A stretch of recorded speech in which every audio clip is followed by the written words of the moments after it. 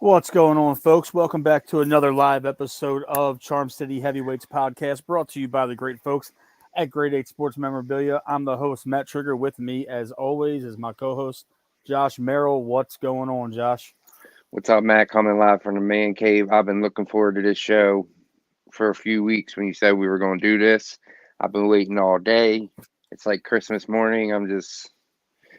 I don't know, man. I'm going to shut up because it was about to get weird. I was getting ready It was about to get real weird. Yeah, I was getting ready to say I'm about to unwrap this present, but that sounded really awkward. Yeah, I'm going to shut up. All right. So we have a very special guest tonight. He is one of the on-air personalities, radio talk show host at 105.7 The Fan, host of the Big Bad Morning with and Ed Norris, Mr. Jeremy Conn. What's going on, Jeremy? What's up, guys? Thanks for having me. I was going to wait when you guys came back and be fully nude, but I didn't know what the actual things, like what I can and can't do as far as this platform. But thanks for having me. Thanks for coming on, man. We know you got to get up early. Thank you for joining the show. Yeah, I think I got to get up in 2 hours, something like that. What time is it? No. So just to kind of update everybody at home, Jeremy was one of my first guests on my solo show a couple years ago. Jeremy was the first radio personality to take a chance on me. And here we are, spinning the block with a co-host this time. So, Jeremy, how's everything going, man? How's life treating you? I mean, things are good, just got back from Jamaica last week. It was finally nice to get away. For people that hadn't heard that story, it was crazy last year. One of my best friends, it was his 40th birthday. His birthday is on the same day as my anniversary. So when my wife and I got married and picked the date, I didn't put two and two together. It was like, oh, so every time we text, it's like happy birthday on October 2nd. So we were trying to split a 40th birthday with all my friends and then kind of have like a little anniversary trip. So we went to Jamaica a couple days early.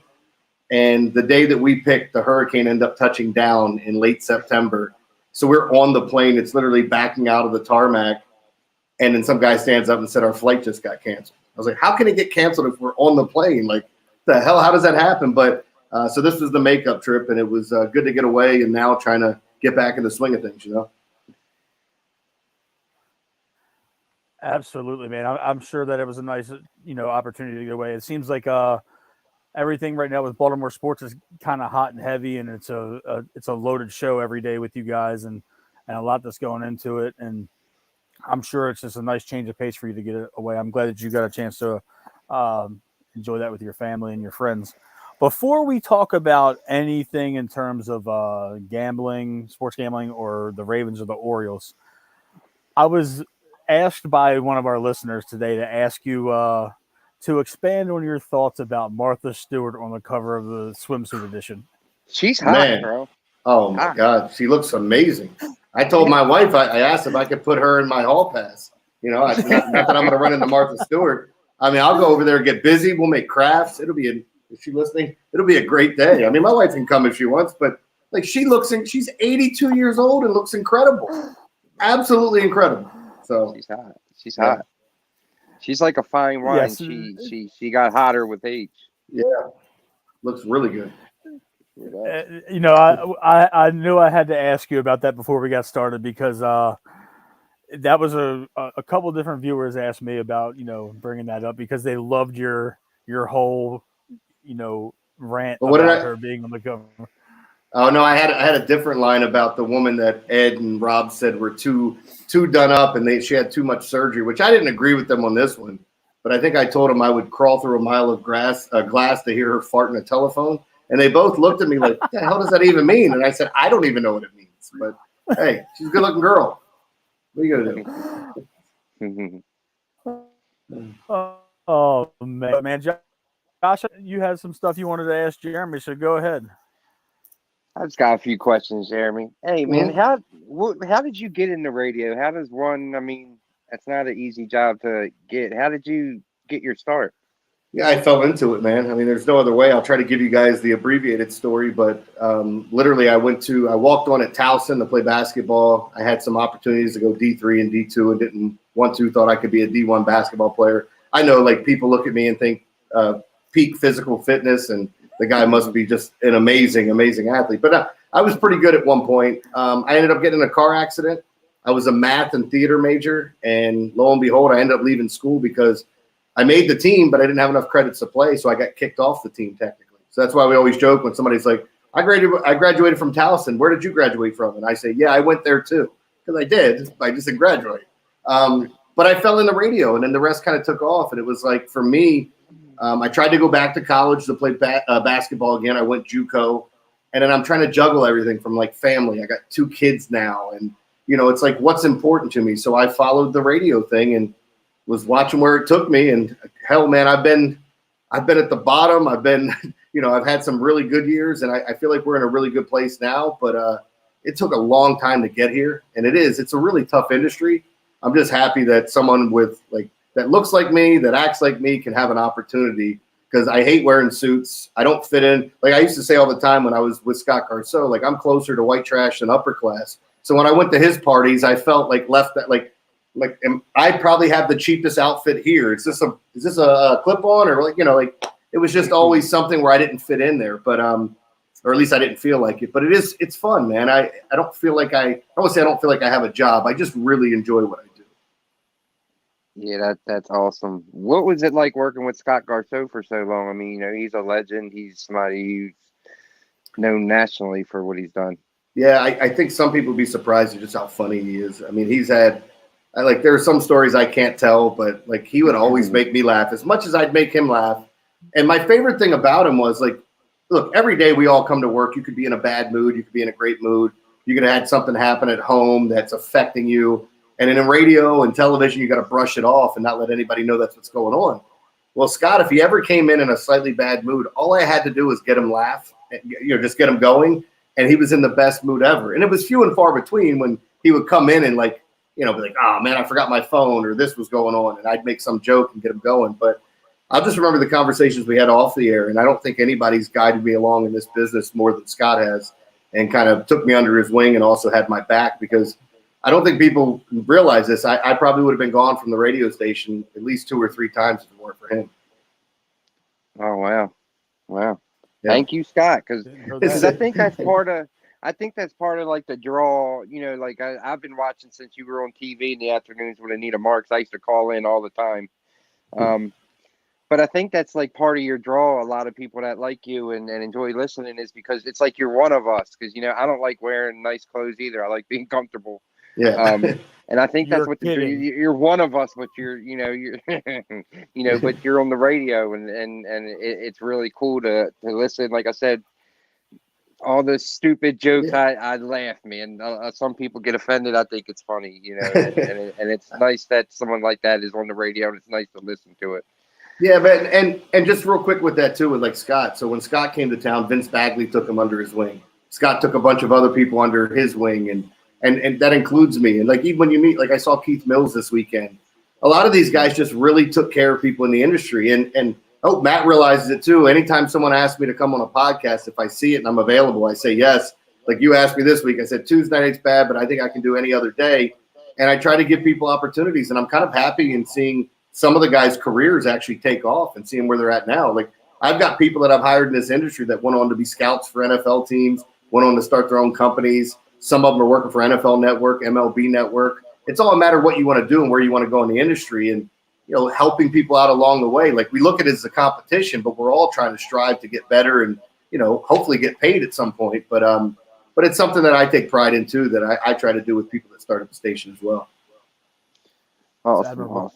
Yeah, I only got one more, Jeremy. What's nothing crazy, but what's one thing about radio that most people don't know that goes on? Here's a couple things. I mean, I'd say on the music side of things, a lot of things are recorded. That's what's weird by being around like Mix 106.5 and 101.9. You see actually how much stuff is recorded and just replayed on the air. Wow. But with radio, I feel like there's way too much micromanaging that goes on. Like if your ratings ever take a dip, there has to be a reason why. Not that it's cyclical and this happens from time to time. Like you look at the NBA now and you see all these knee-jerk reactions of this player going to that team. We've had 3 out of the 4 coaches of the year get fired this year, and you're going, how does this even make sense? But like, could it be that bad because they didn't get to the championship? And it's kind of the same way in radio, where if you're not number one, you're always striving to get there. But I feel like there's a lot of like micromanaging that goes on, and people say all the time, like, "Oh, do you only work 4 hours a day?"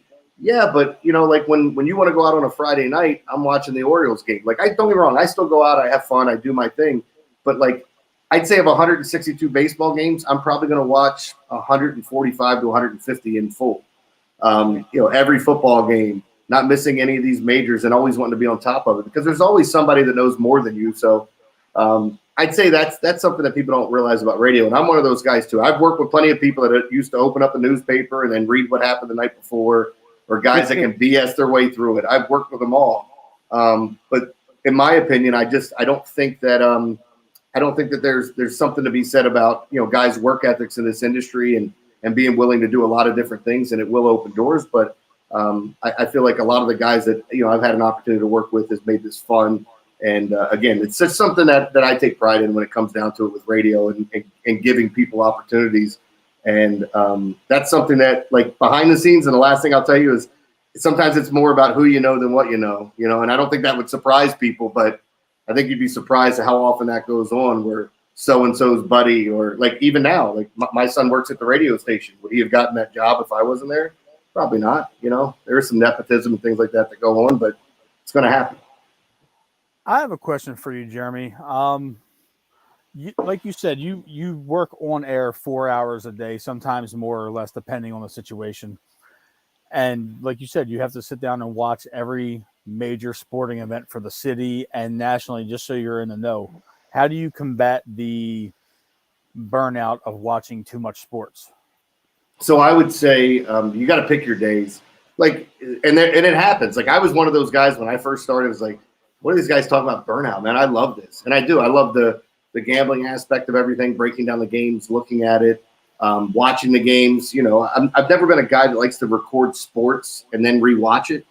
But in this industry, sometimes that you have to do it, especially when it comes to football.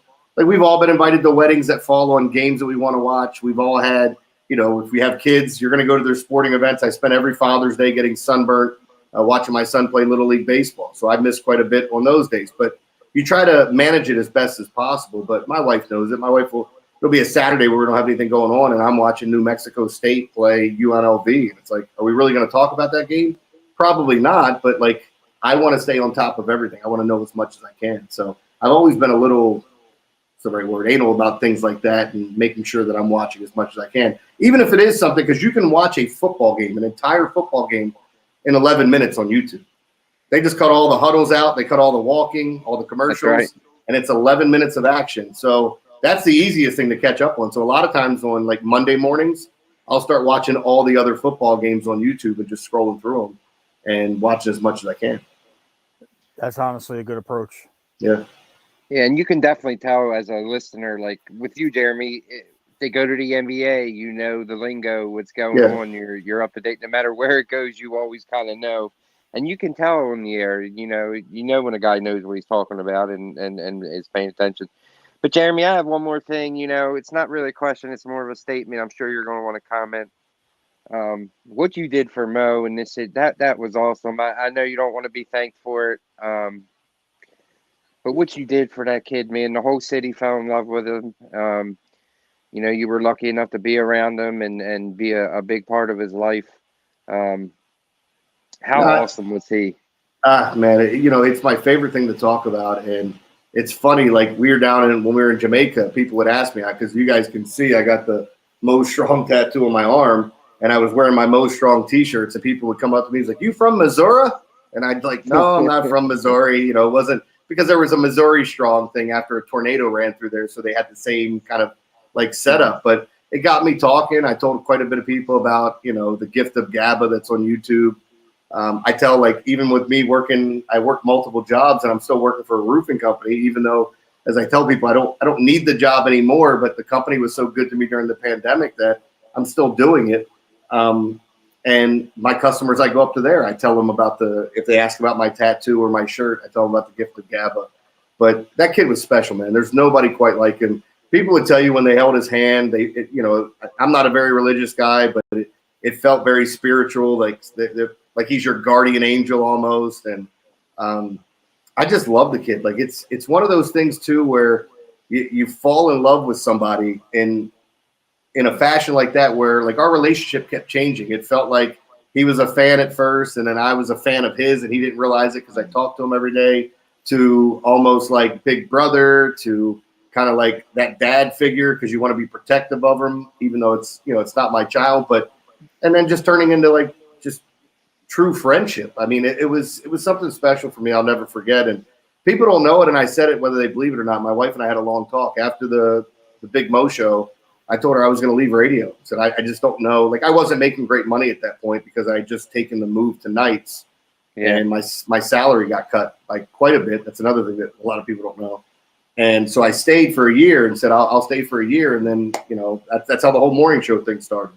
I stayed for a year, got moved to the mornings, and then the rest took off. But I mean, the one good thing about me moving to nights is I got to give him that radio show and have those moments with him. But I'll never forget it. I just wish more people could have experienced him, because he was such a special person. And I mean, like, the happiest guy, never talked about himself, talked about everyone else.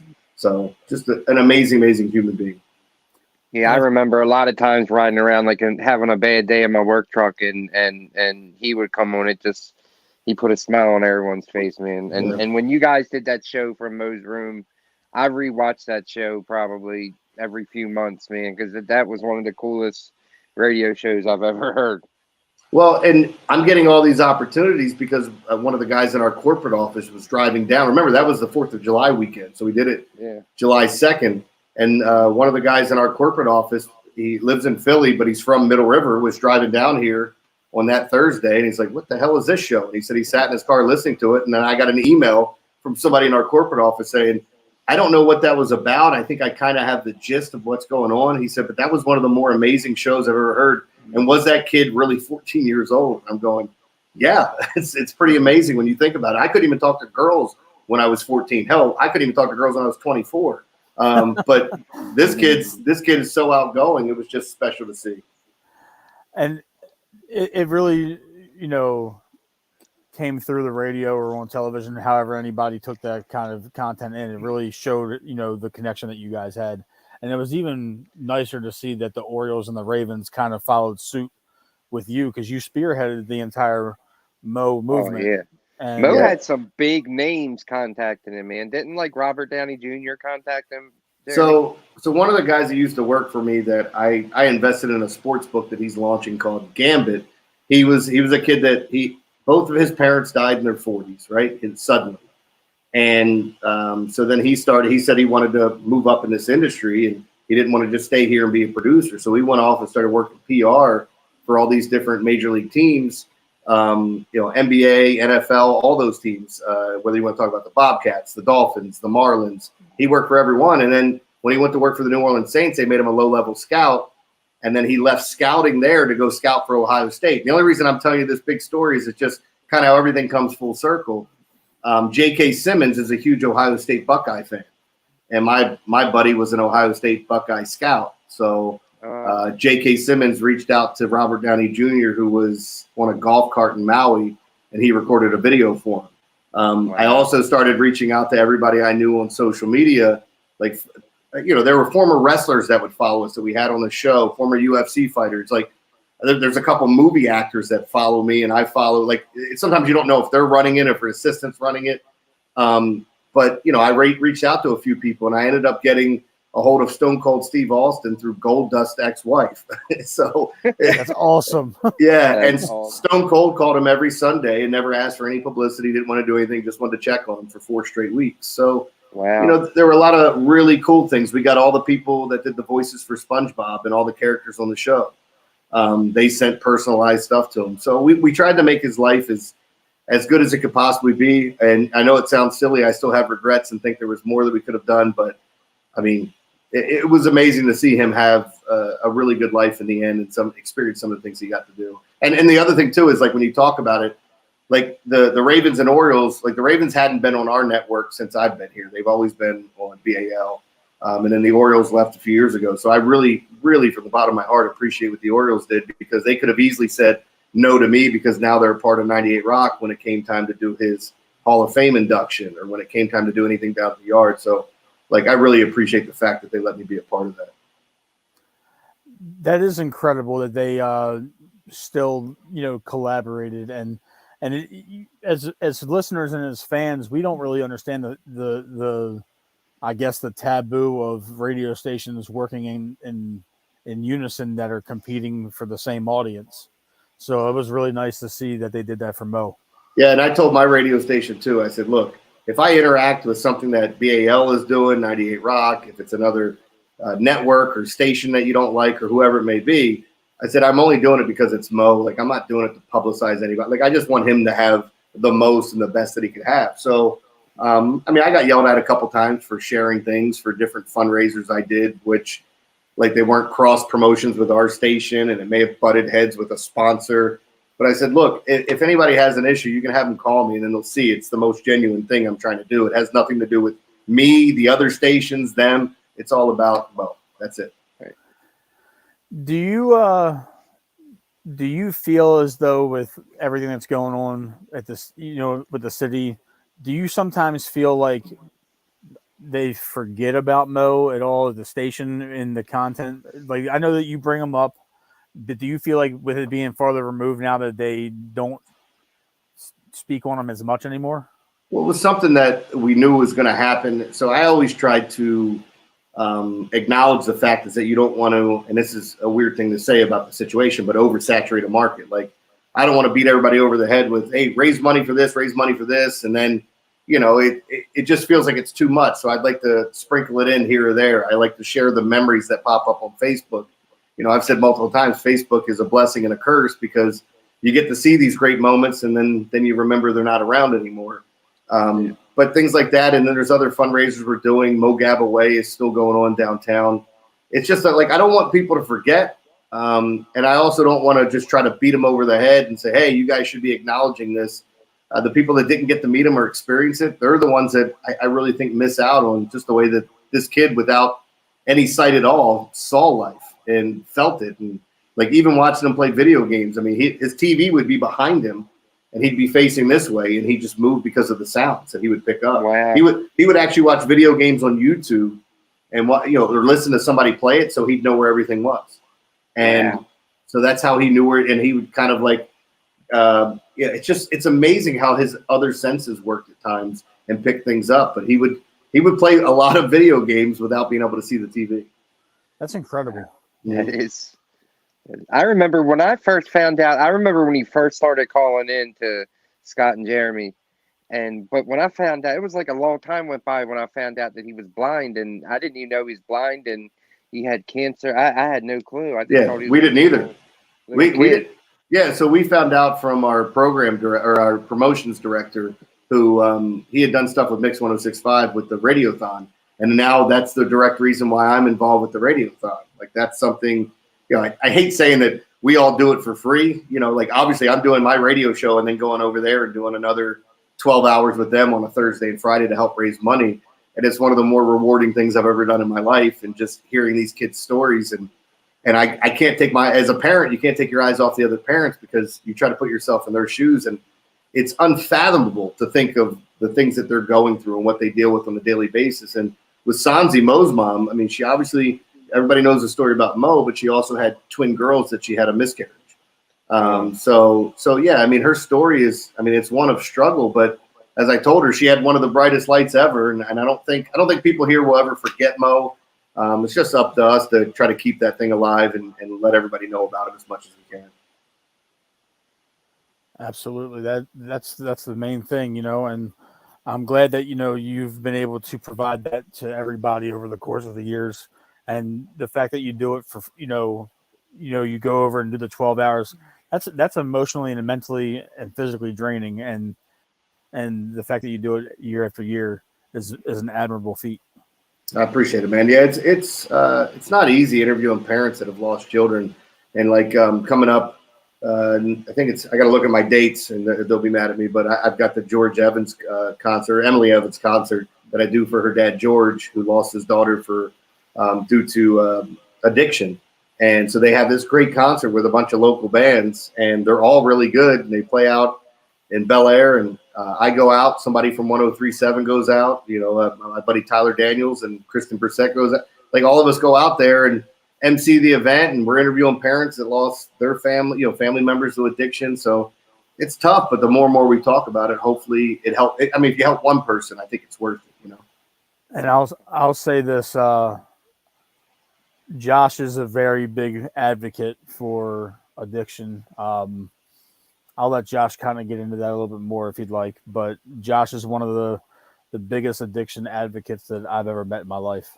So yeah, he's done a lot of great work for AA and NA over the years, and he's used the resources, but he's come so far, and I'm proud of him. And the fact that he still advocates for them to this day is amazing. Yeah, man. Anybody can fall in hard times. It's it's so easy to get put in that. Like I have an addictive personality, and people would say, I was joking about it this week where I said, "Man, I've got the shakes. I can't wait to gamble today." That's that's commitment. And then one of my co-hosts was like, "No, that's addiction." I said, "I've been doing this for 25 years, and I haven't got addicted yet. I've been betting every single day of my life and haven't got addicted." Like joking about it, but like all the tongue-in-cheek stuff. It is a serious thing to talk about, whether it's drugs, alcohol. I mean, with Tiger Woods, sex addiction came up. But I'm not trying to minimize any of them. But, if you've seen alcohol or drug addiction firsthand, it's rough, man. It's really rough to see somebody that's trying to get better and they just can't. Yeah, it's a hard thing. That's why the rest of my life I'll always be for people with addiction. I'm in recovery. December 5th was 9 years. It was terrible, man. I heroin addict for 12, almost 13 years. And now, I mean, I've been clean for, like I said, almost 8.5 years now, but it's good. So many people are dying from it. It's way worse now than it even was when I was out there. It's like fentanyl was just when I got clean. Fentanyl was just starting to come into play. Thank God, or I would definitely not be sitting here. Yeah, I lost a buddy who got a hot shot, and I mean, You're talking about fentanyl and everything. Like you're constantly watching, just hoping that. Look, we can sit here and talk about it, Matt, and I know what you do for a living. Like, there's just so much out there, and then now guys are cutting corners trying to make more money. And, the fentanyl stuff gets put in there to try to give you that kick, and you get too much of it, and the next thing you know, you're not around anymore. And it's just a tough path, and some of this stuff's so readily available now. It is tough, and the thing is, I've never had any type of addiction like that. Mm-hmm. And me and Josh have been friends since we were probably 7 years old, and we're in our mid-30s now. And seeing what he was going through from afar, because people that aren't in that lifestyle tend to separate themselves from people in that lifestyle. And hell yeah, we do. We don't want y'all to know what we're doing. Right. And what made it difficult for me is that our wives are best friends. Yeah. Our wives are best friends. They've been best friends longer than we've been best friends. And it, to see where he is now and to just, see that he has, gotten a hold of his life and that he helps other people do it is an admirable feat in itself. And I tell him every day how proud I am of him for staying on the right path. And we just always talk, he says it's always, nice to have a sober friend. And I haven't touched alcohol in 9 years. And I didn't think I had an addiction or anything like that, but I felt like I was getting to the point where that was becoming a constant want, so I stopped. Mm-hmm. But seeing Josh go from where he was, and I saw him at his worst, to now is amazing. And the fact that there's so many people out there that are willing to go to those lengths to make sure that people are okay and to get them on the right path is amazing. And we thank you for being involved in that. Yeah, no, I appreciate it, man. And not to keep it on this whole, somber talking and like positive spin to it, but it is something that, I think is important. I've talked about it. I grew up with my mom, my mom's ex-husband. So after she remarried, he was a drug addict and he was a crackhead, stealing stuff from the house, selling it. Like I saw everything firsthand. And I even I hated the guy, and I've even tried to help him out later in life, get his life together. And it's been 2 or 3 occasions. He built a bar in the back of my house here. He painted my whole house. I gave him jobs to pay him money to like try to get him back on his feet. And as much as he tries, he can't get right, man. And like, you'll see him like cry and just tell you like he wants to, and it sounds so believable. And I actually believe him when he's saying it. But as soon as he gets what he needs in his hand, he reverts right back to what he used to be. And it's a tough thing to watch somebody just fall apart. So when you get a success story, yeah, I think you should talk about it. You should praise them. And as corny as it may sound at times, tell people you love them and you're proud of them, because it does mean something. Absolutely. You're absolutely right. To kind of, keep the show chugging along, the Ravens have been making news lately, Jeremy. They've been in, the post-draft mode. I know that we were all worried about Lamar. We talked about Lamar ad nauseum on the show. Mm-hmm. It got to the point where we didn't even mention him, Jeremy. And, he signs. He still hasn't been around. They did this odd thing called football school. What do you? It's weird, man. What is the football school thing about, man? I know everybody at the station is just like, yeah.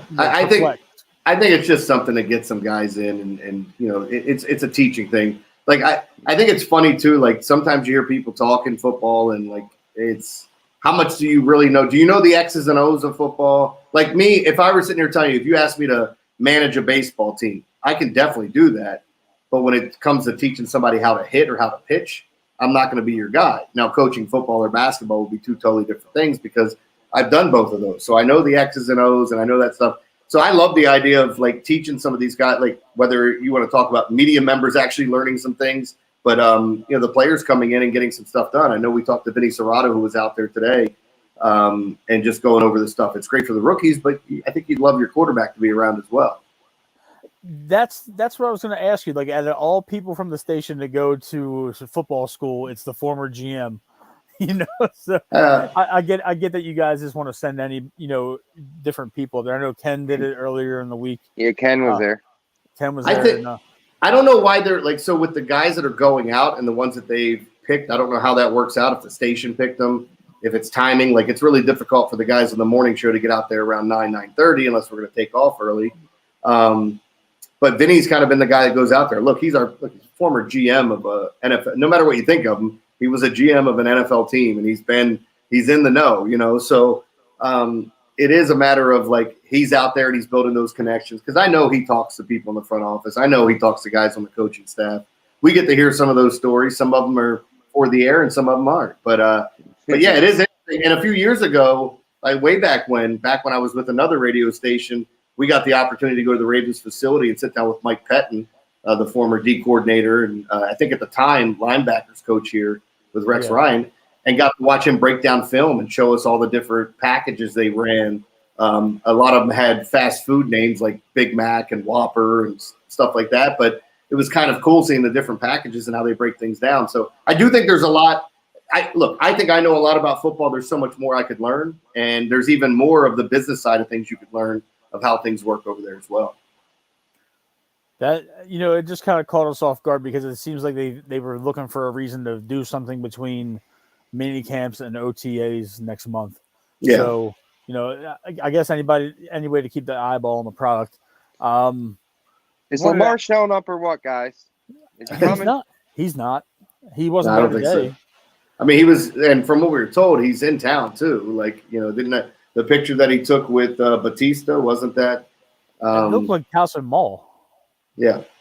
So I look. How do you get paid that much money? This is how maybe it's because I'm just a normal dude. I'm not a pro athlete, famous guy, but like if a job paid me the top in the world, like I would feel it necessary to do every little piece of that job, like show up to OTA, show up to everything you're supposed to. Like they gave you more money than anyone's ever been given in the NFL. How do you not show up to that? That's crazy. It's a new offense. It's a new offensive, completely different offense from what he's been in here. Well, there's a lot of stuff that's been kind of thrown out there regarding this, and Lamar picking up this new offense. How much has he talked to Todd Monken? Does he have the new playbook in his hands? How much has he gone over that? But again, like if it's not in his contract and it's not mandatory, he doesn't have to be there. Is he doing anything wrong? No. But on the flip side, and you hear everybody say this, if I were that athlete and I had this opportunity, like everybody tries to make the comparison with Aaron Rodgers, who's this vet, and he's been there, but he also got traded to a new team and the honeymoon phase has started. I thought it would have been great if Lamar had shown up for all of this stuff. And, you know, we see the videos of him working out with his guys in the offseason and all those things to know that he is fully entrenched in trying to get that Super Bowl. But I don't know. I don't know when we're going to see him, but I want to see him. I need to see him in this offense to see how he looks. You know, I understand that, Jeremy, and the exception that I take to it, you know, we went through this contract dispute for 2 years, which is, you know, it's all in the past now, you know, water under the bridge because he's here for another 5. Even if you don't step foot on the field and actually do the physical side of it because you want to preserve your body, that's understandable. But be in the building, be in the meetings, in the film room, you know, like Josh said, and like you've alluded to as well, he's been in one offense as a pro. He's been in the Greg Roman RPO offense, and he needs to get acclimated to it just like everybody else. He's not he's the highest paid player in the NFL. I get that comes with perks, but get in there and at least hear what Monken is saying to the rest of the offense. That's my problem with it. And the thing is, I'm just another guy like Josh said. But at some point in time, you got to be there to learn the things that you can do all the studying you want alone. See, we all played football in this studio. We all played football at some varying degree of level. I could look at my playbook all day and night, but if I didn't get the verbiage from the coaches and the reasoning and the audible calls and all this, all the nuanced stuff, what are you going to do when you show up to camp? Because at that point, you're behind the 8 ball because everybody else has been there putting in the work except for the starting quarterback and most likely wide receiver 1, Odell, because he's nowhere to be seen as well too. And they both, you know, had their press conferences. They got their big contracts, but you need to be there with Monken, man. And Odell's already going to miss a day because he had that contest that he ran. Who was it through one of his endorsement companies for a fan to come watch the game 1 of the NBA Finals live with him. So he's already going to miss a day of OTAs, but the Ravens knew that when they signed him. I mean, the Lamar stuff, it's so interesting to me because he's so talented. Whether people want to give him the credit or not, he's so talented that I believe he could still half-ass it with the playbook, half-ass it with everything else, and still put together a good season. But a good season is not going to be good enough now that you're getting paid and now that they've invested all this money in the offense. It's going to have to be better than that. Yeah. There's no more excuse. It's put up or shut up. Yeah, and I think it's look, we're going to find out. I believe he can play in a pro-style offense. The other thing with him, you know, in talking to some other people that were well entrenched at him at Louisville, were saying he knew none of the offense his freshman year. And the second year, when he winds up winning the Heisman, he may have known a quarter to maybe half of the offense the entire season. Wow. And you can believe it or you don't have to believe it, whatever, but he was still getting it done, and he won the Heisman by just being that guy. I just hope that that's not the work ethic that we're going to see moving forward now that he got paid. I mean, you hear about it all the time with guys. They get their money. Do they bow out? I think it's unfair when people say that a lot about a lot of athletes. Like some guys just struggle after the fact. But if you're not putting in 100%, then I will question you. And we don't know that yet. But that's a fair worry, though, Jeremy, because it seems like after Flacco got paid, he became a 9-to-5 guy. Yeah. And you know, he was expanding his family. He had one statistically above average year, and that was the year we had Kubiak in 2014. But he largely underproduced on that contract following the Super Bowl.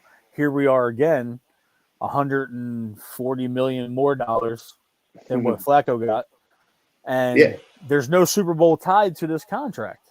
So this might be the most expensive what if in the Ravens history, you know. So that's always the nervous part as a fan. You're looking at all the money that's being tied into the guy, and if he's not going to do what we need him to do, and like you said, if he has just a good enough season, the excuses are over. If you're in a pro style offense now, you have Odell Beckham, you have a healthy Rashad Bateman, you have Nelson Aguilar that came in, who's going to be a solid depth add. Then you have Zay Flowers that we drafted. We've invested a lot in the offense in terms of resources. Now what's the excuse after this? Well, so and he needs to get there. Yeah, they're even talking. Kalaric added a bunch of muscle on in the offseason. I think it's like 20 pounds of muscle. And then, of course, you look at Isaiah Likely and the group you have at tight end. I think we all like the running backs. The offensive line is solid. I'm not going to sit here and tell you it's a top 5 offensive line, but I think you have a lot of good pieces there. And so, like, there's no more excuses now. Now it's put up or shut up. And again, I'm not sitting here telling you that Lamar doesn't know the playbook or he won't know it. But I think fans are expecting, like, I was on in Buffalo yesterday, and they were like, do you think the Ravens are in the same league as Cincinnati, Buffalo, and Kansas City? And I'm going, man, it's just changed in just 2 years that we're like the Ravens aren't even in that conversation, and now Cincinnati is. And I get it that those teams should be there, but I think the Ravens should be involved in that mix if Lamar's healthy, and that's been a big if right now. Absolutely, and the thing is, you know, 2 out of those 3 other teams you mentioned have nothing added to their name next to they're not Super Bowl champions. Yeah. Kansas City is. They might be in the midst of a small dynasty run. You know, just based on their appearances in the AFC championships and Super Bowls. So good, man. He's so ridiculous. Mahomes is the most ridiculous hate him quarterback. or love him. You know. He just does things that are just But I don't see where Buffalo and Cincinnati fit in. I mean, I have a lot of contention towards Cincinnati fans because they bragged about losing the Super Bowl. Yeah, we've been to Super Bowls and we've never lost. So we've been on with their podcasters, Jeremy, and they were bragging about it. I'm like, you lost. Like, whoever loses the Super Bowl, no one ever remembers that team. The Super Bowl becomes the winner's game. Yeah. That's all you really remember is who won. Like, what are you bragging about it for? You weird. It is funny, like bragging about a participation trophy. I mean, look, again, I agree with the whole thing. Giannis said that, you know, when they was asked about failure, do you consider this season a failure when the number 1 seed gets bounced in the first round of the postseason? He's like, no, not every time you lose, it's a failure. I think it's a matter of what you do to rebound from this. But these are all lessons to be learned. And I don't think there's only one winning team at the end of the year. Like, I think the Ravens have had a bunch of great seasons that they haven't won the Super Bowl. But once you're in, everybody knows that the fandom takes over, and it feels like if you don't win it all, it does feel like a lost season until you have time to reflect on that stuff. But that's sports. That's sports. Absolutely. Before we switch over to the Orioles, Jeremy, there was a report that came out today that the Ravens are linked to Kareem Hunt. Just wanted to kind of get your thoughts on if that's even something that we should entertain, or where does he fit in this all of a sudden loaded offensive, playmaking? Yeah. I mean, I do think there is something to be said about having too many guys. But again, when you have injuries, you just never know. Kareem Hunt could become that passing down back, which would spell the end of Justice Hill. I don't know that you need to spend money there because I think Kareem Hunt's going to want his touches. And again, with all the stuff you went through with Ray Rice, who totally got blackballed by this league for everything that went on, do you want to walk back down that path with the history there? He's still a good player. He hasn't done anything wrong since that incident that I know of, at least. But I mean, I understand what they'd be looking for. I don't know that you need to go that route, but everybody's kind of looking for that pass-catching running back that you can put out there in a hurry-up offense that's good at pass pro. I'd like to see Dobbins get the ball a little bit more in the passing game. I'd like to see him throw it to Gus. I know people say they don't have the greatest hands, but a lot of the catches are pitch and catch. It's not, when you're throwing to the running back, it's turning, catching, and then turning upfield and seeing what's in front of you. Sometimes some guys can make a little bit more difficult catches, but I think those guys can do it too. Absolutely. Most of them are swing passes or a little dump over the middle, which we were accustomed to for nearly, 6 or 7 years with Joe and his bevy of running backs. But it just struck me as odd because all we've been hearing about is JK and Gus. Yeah, I think it's hogwash, man. Yeah, I mean, I think it came out in the Baltimore Sun today, so I didn't really make sense. I didn't put a whole lot of merit into it, but it just seems like that would just be a waste of money. I'm not saying he's a bad player, but we can invest that in another pass rusher and or another defensive tackle. That's my really only concern with this team besides injuries is the pass rush. Ojabo looks big and strong. You could tell he put on 10 pounds of muscle. Watching his press conference today, I got a good feeling about him. Yeah, and he's also saying he finally feels like himself. Like last year, there was not that he rushed to get back. I mean, they cleared him and everything, but again, you're on the fly. You're picking up the playbook. You're playing with this team and trying to figure things out in your rookie year.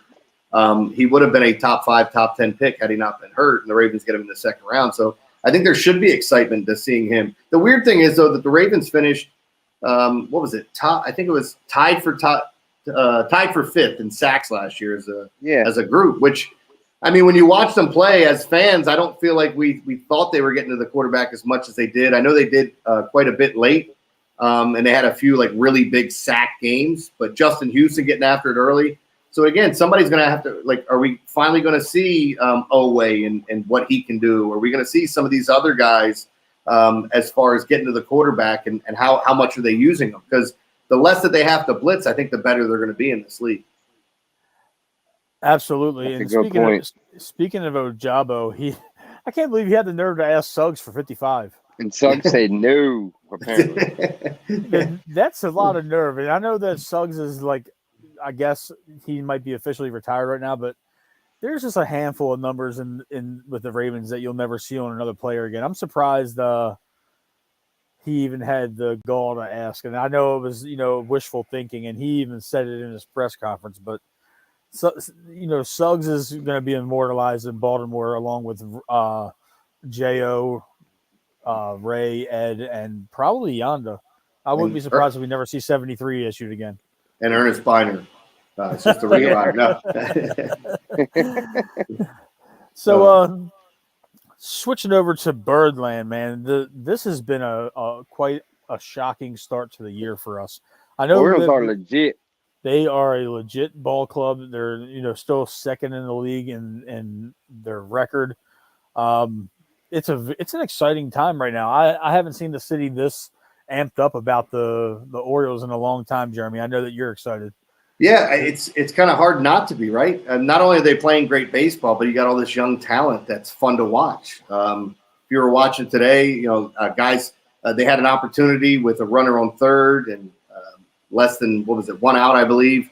Runner comes out, or guy comes up the back, gets out, pops up on the infield, and you can't get the runner in, or he struck out, and you're going, here we go again, like same old Orioles, right? You get a runner on third, it's so easy. Pop fly is going to bring him in. It's one of your fastest guys. And Ryan Mountcastle comes up and gets a base knock. They seem like they hit more with runners in scoring position. The back end of the bullpen's been dominant. The offense is fun to watch. Adley Rutschman is already the best catcher in baseball, and he hasn't technically played a full season just yet. So he it's took amazing. A shot today, by the way. Yeah. Did you guys see that? He got hit in the neck. Yeah. Yeah. The dude is just incredible, and it's really. I can't find a flaw with him, man. He may be like the second coming of Jesus. He's a perfect dude, man. He's good looking. He can hit. He can catch. He can throw. He's got it all. He's it. Meets the pitcher, gives him a pat on the ass, tells him good job. I mean, if you see him on Grinder, you're swiping right? Or is it left? Which way is it? No, he's got a legitimate crush on Adley. I hear about it every day. And my wife's always like, I don't know who he is, but that's all you talk about. I'm like, it's Adley. Like, how do you not know who Adley is? You know, I we follow this team, and it's just nice to see. You know, I originally said on the show last month, Jeremy, and with Josh, that I thought Kramer was going to be a 1 or 2 star guy, and he was either going to be thrown in the bullpen or he was going to be thrown back down to AAA. But this guy is, 5-1. He's got an ERA under 5. And for what it's worth, he's one of the top win guys in the league. And Kyle Bradish had another great performance today. And this is all going on, and John Means is still a month away, if not more, from taking the mound in any capacity. And it's crazy. And then they just called Cole Irvin back up too, and we'll see what if he gets in the rotation or if he gets moved on from or whatever they do. And then people keep telling you, it's like, hey, you got to trade some prospects to get a frontline pitcher, right? And you're like, okay, well, who are you taking out? And I'm not saying, like, look, if you had the choice of a Garrett Cole or Dean Kramer, it's a no-brainer. But it's having the opportunity to make a decision like that because the farm system is loaded. I mean, Mike Elias was on the game today. He stayed for an inning. He was talking about the prospects in the minor leagues. He brought up some 18-year-old Dominican kid that they signed 2 years ago, hitting an A-ball, saying he's a catcher. He's raking. I've never even heard of him. So it's like, and he's talking about him being a top 100 prospect. So there's just a ton of talent here, a lot. And that's the thing, when it comes to the guys in the minors, we've always heard for years of prospects. And I hope Mike never leaves. Yeah. And, that's something that we don't want to even speak into existence. But no, please don't. As a baseball fan, Jeremy, I'm looking at the Houston Astros, and you can see that Elias's blueprint over there, transitioning over here, that we're close. And he's doing everything exactly the way he did it over there. So that's why I'm being a little bit more patient with this rebuild as opposed to the 3 or 4 that we've gone through the last 20 years. And it's never been like this. Though you can't compare this rebuild to those rebuilds. And that's what I'm saying. We built from international ground up analytics. Yeah. Like this, we've never done it like this. You're right. We haven't. Yeah. So this is a whole different thing. If you're the Orioles, though, and looking around the rest of the league and seeing that a lot of the teams that you didn't think were going to be good are good, the Brewers, the Pirates, those type of teams, who do you pillage with, a trade proposal to get a frontline starter in here if they're in contention as well? So I think you have to look at something similar to what Minnesota did in getting Pablo Lopez from the Marlins, where they gave up Luis Arraez, who he's a glorified leadoff hitter, singles hitter for the most part, doesn't strike out, plays a solid second base. So a lot of different things you can do with him. That was a kind of a win-win for each team where they knew all along they had some other young pitchers they liked in their farm system. One of them just got called up recently. You got Cabrera, Luzardo. You've got another young kid that just got called up. And then on top of that, I haven't even mentioned Sandy, who's their best pitcher. Alcantara, however you want to pronounce it, he's just lights out. So he's another guy that teams were talking about targeting. What about the Diamondbacks with Zach Gallen? I mean, he's killing it right now. Are they going to pay him or are they going to trade him? There's lots of teams you can look at to try to get a frontline starter. But I've even said, like, don't be surprised if the Orioles don't go the route of, trying to sell out for a frontline starter, but add another bullpen arm like an Andrew Miller years ago and then shorten up the back end. Because right now with Cano, Batista, you've got some other arms coming back. Baker's been pitching amazing. Oh, Baker, I love him. You've got a lot of options out there that you can shorten the game from that side of it. So I'm kind of curious to see what they do around the trade deadline, if anything, and which direction they take going into next season too. It's definitely interesting because you're looking on the team right now. You got Ramon Urias coming back soon. Frazier's playing, respectably, giving the situation. Jorge Mateo started off, slow, then he got real hot, and now he's kind of cooling off again. But you can't take him out of the lineup because you need him in the field. You need him on the base path.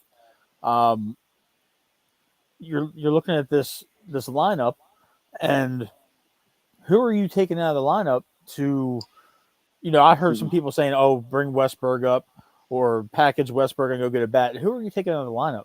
Yeah, because we're the second best team in baseball. It becomes problematic where you almost have to like take off your, I don't want to say your orange colored glasses, but look at your team and say, hey, honestly, where can we get better? And what I mean by that is, like, could you get better at first base? Is there a guy out there you could, like, if Paul Goldschmidt all of a sudden became available, isn't he better than Ryan Mountcastle? And would there be a move that you could make to better your team? I think things like that, like you could better yourself in a corner outfield spot. Austin Hayes is hitting great now. He's one of the better defensive outfielders in baseball, but you clearly could get better there. Is it Santander? If he's not going to keep his OPS where you want it to be because his batting average has dipped, got another home run here recently, but you start to look at players like that, and clearly shortstop and second base. But at shortstop, you've got Jackson Holliday, who they were talking glowingly about. He wants to be at Double-A by the end of the year, and he might be up here next year at some point. So, there's a lot of options. You have some middle infielders, but ultimately, I can't see them not making some sort of move where they package two prospects and a major league ready player for a stud, whether that's a stud first baseman, stud outfielder, just a great bat that you're going to throw on your lineup, or a pitcher. And we'll just have to wait and see what names could become available when that time happens. That's true. I've been saying on the show, and I know he's hitting very well in the minors right now, but Jordan Westberg just gives me vibes that he's going to be the one that gets packaged, or he's like the focal point of a package deal.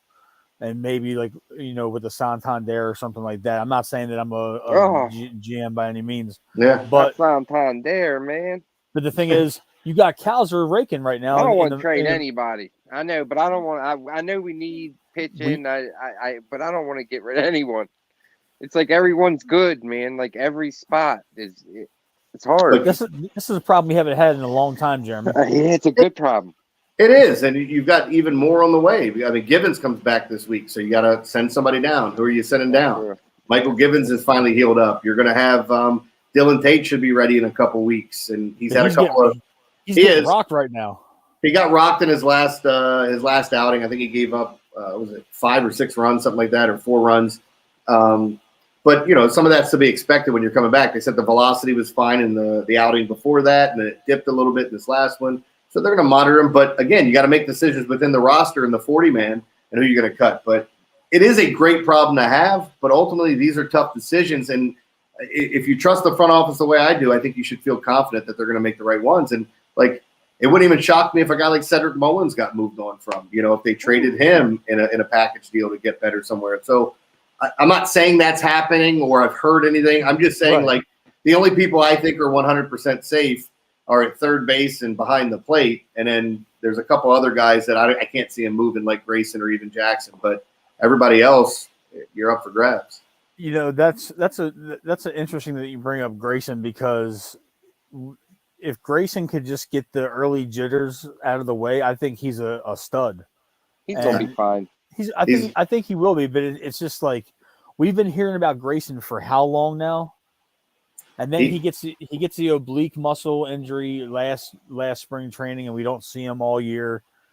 And it's like now that we have him, he's getting shelled, and then he has the bounce back innings, but we're in a hole, and we got to come back from a lot of these early leads. This happens with a lot of young power arms like this, where either they walk too many guys or they get knocked around a little bit by learning how to pitch. That's not knowing how to punch guys out that are 0-2 when you're ahead in the count, not having your out pitch that you can use or a pitch that you trust when it's 3-2 that's not a fastball. A lot of different things that happen to it. I've said this for a long period of time. I think Grayson Rodriguez is Dylan Cease. I think that's what he's going to be. If you look at the White Sox, go back and look at Dylan Cease. Yeah, look at that rookie year. Strikeout numbers are up, walk numbers are down, but that ERA and WHIP is elevated, right? He looked bad. And then it came down a little bit. Then it came down again. And then now you're seeing a guy who should be, in the top 5, top 10 every year in Cy Young. So that's just something to think about. I think my wife's blowing up my phone. Sorry about that, Jeremy. No, you're good. We won't keep you much longer. So, Josh, I know you had something else you wanted to, ask me. No, I just wanted to. Jeremy, would you be opposed to extending a guy like Adley now? You know, a No. guy who, you know, just to get it over with, save him from the arbitration, you know, give him a nice pay bump. I thought you were going to ask me something perverted, like, would you be opposed to juggling with a beer bottle in your ass or something? I was like, well, I mean, how much are we talking here? But extending Adley, I'm in. I mean, how could you not be? Like, I just think that's smart business. I think Adley and Gunnar are no-brainers, and I would extend both. And I know some people have concerns over Gunnar's batting average. I don't, not in the least bit. And, you know, when you see him still working at the plate and getting on base the way he is, you know he's eventually going to hit. And he'll work through this. And I think it started to show tonight, a couple of base hits for him. So, like, those two guys I'm sold on. I would extend them right now. As much as Absolutely. I want to extend both of them, I just don't think that I don't think Boris is going to let him buy out his years. I think Boris is going to want him to hit the market. That's very fair. I mean, that's why you try to buy it out earlier, so it does seem like a bonus instead of going that last year or two going, hey, how about now? If you're going to buy them out relatively early, it gets them paid now. But again, you might be 1,000% right with Boris wanting to wait and say, look, your value's on the open market. Yeah, that's the one thing that scares me. I think that Adley's a lot more attuned to probably playing ball with the front office.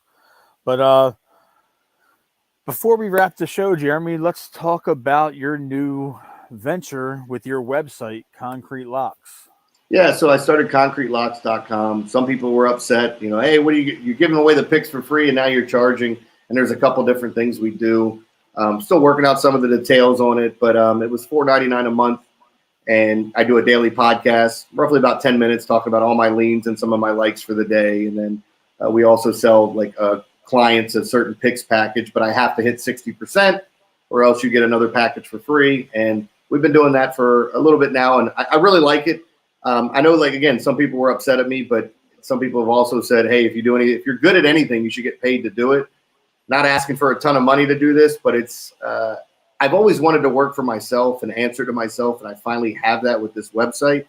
And when you've worked in radio and kind of relied on so many other people and been told this or that, it's finally nice to know, like, if I want to do this, I can do this. And I don't know, man. It's just been fun so far. You know, I had a good tonight. The plays were, I don't mind saying it now, we had the Orioles under. That was a big play for me tonight. The Astros over, which hopefully it hits. They scored all those runs early. And then the other game was the Rangers under, but I think that one's going to go over. It was just 4-3. So, you know, it's been fun. And this is something that I'm passionate about. And I do think especially baseball and football, I do a great job with. So hopefully this continues to grow, and this is something I can continue to push. That's great, man. You know, it's nice that I was telling you before we went on air that when you make your picks, how you write synopsis and you give justification to your line of thought, which you don't see on a whole lot of gambling sites where it's just the line, the over, the under, the total point, however they structure it for whatever sport. You actually write a quick quip about why you have that line of thought. And it's just a different feel from other sites that I've seen. Yeah, and we actually have one of the subscribers that wrote this really nice message. It was a woman, believe it or not. And the only reason I say that is I think most people think sports gambling and they think men, but there are a lot of women that bet in this industry. But there's just a lot of junk out there. And that's what she was talking about, saying that she bought from another service and they would always try to lie to her. And then they try to upsell her every turn. Every time you win, it's like, hey, you got to buy more. You got to buy more. And then it's like, oh, well, that happened. Those aren't his real plays. If you want his real plays, then you got to spend this amount. And there's just so many fake people, fake names, people that have other people's names and are using it. You know, like it's a really weird industry where it's just built upon lies with some of the tout services that go on. So the one thing that we try to be is honest. We're going to try to make sure everybody's happy, but you know that's a damn near impossible thing to do all the time. Absolutely. So that'll wrap the show, Jeremy. Thank you so much for coming on. Thank you, man. This is awesome. Anytime, guys. Josh and I, you know, really appreciate you taking some time out of your busy schedule, your family life. Before we let you go, let everybody know where they can find you on social media to follow along on your daily adventures. At Jeremy Conn 1057. My OnlyFans is my Instagram is at Jeremy Conn 22. So you can check it out on there. And mostly on there, you're not going to get pictures of me. You're going to get memes and stupid stuff that I think's funny that You may not. You may love it. But I do think I'm one of the best followers on Facebook because that's where I put all that stuff up. And there's a lot of funny stuff in Sure is. there. All right, Josh.